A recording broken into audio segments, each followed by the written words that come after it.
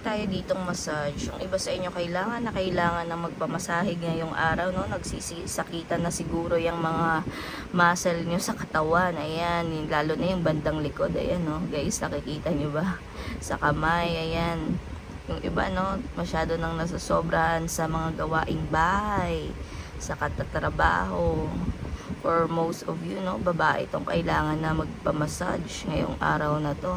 So we have here also na for some of you naman, ayan, nagsusulat kayo ng mga kailangan yung bilhin, kailangan mga plano nyo sa buhay. It's all about abundance planning, ano guys.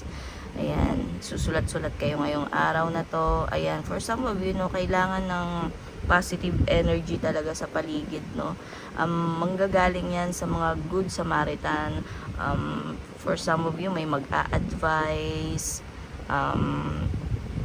alam mo yun, magbibigay ng mga